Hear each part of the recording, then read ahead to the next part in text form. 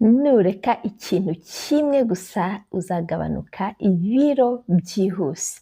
Hari bamwe bareka icyo kintu bagata ibiro hagati ya 5 na 20 mu minsi 10 gusa.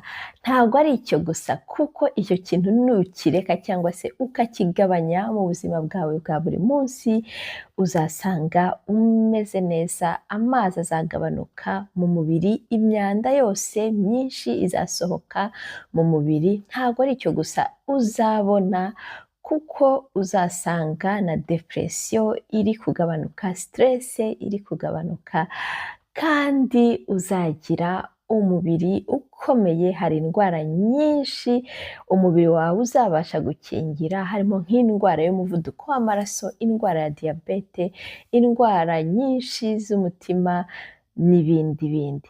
Rero icyo kintu tugiye kurebera hamwe, tukarebera hamwe n'uburyo wakireka.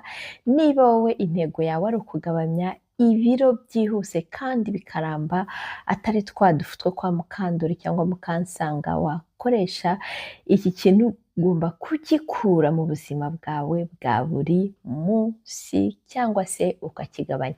Rero ntagutindiye, reka tuganire icyo kintu wareka n'uburyo wakireka ngo ubashe kugabanya ibiro byihuse. Ibiro nk'icumi ni byinshi, guhita ubita gutya ni byinshi cyane kubera kureka ikintu kimwe cyangwa kugikura mu mafunguro yawe ya buri munsi. Ntagutindiye rero, reka nkubwire icyo kintu n'uburyo wakireka kugira ngo ugire ubuzima bwiza. Icyo kintu nta kindi ni isukari.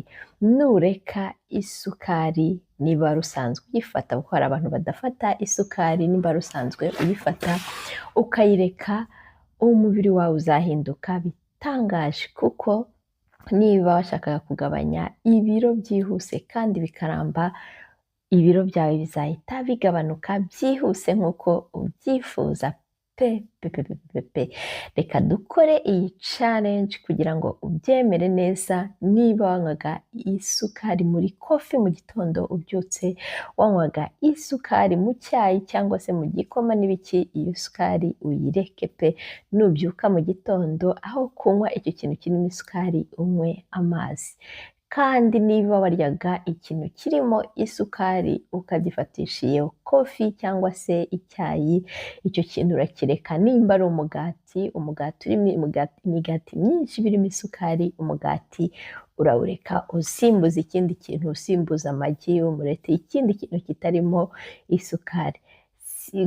Ntabwo ari aho turi busange isukari gusa, kuko niba wanywaga inzoga, wanywaga ikirahure cy'umuvinyo cya vin rouge, umaze kurya icyo kirahure urakireka. Inzoga turazibagirwa, n'inshuti z'inzoga zose turazireka.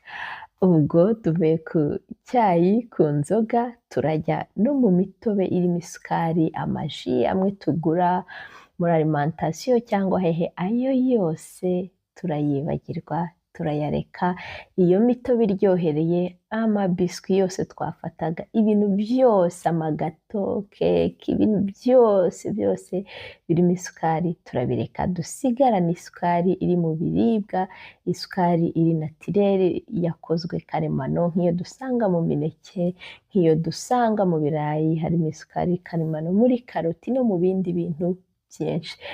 Ubwo rero urambwira iyo challenge tuyitangire, tubanze duhere ku byumweru 4 nta sukari, ubyuke unywe kofi yonyine n'amazi cyangwa se icyayi cyangwa ikintu ufata mu gitondo sinkizi. Iyo sukari tuyireke, ubundi uzambwira ukuntu wibona wabaye mushyashya, wahindutse, wananutse pe. Naho ubutaha ndagushimiye cyane we warebye iyi video yo kuri Aduhire Channel, uyisangize n'undi muntu wese wifuza guta ibiro byihuse cyangwa se uri mu rugendo rwo gukunda umubiri we.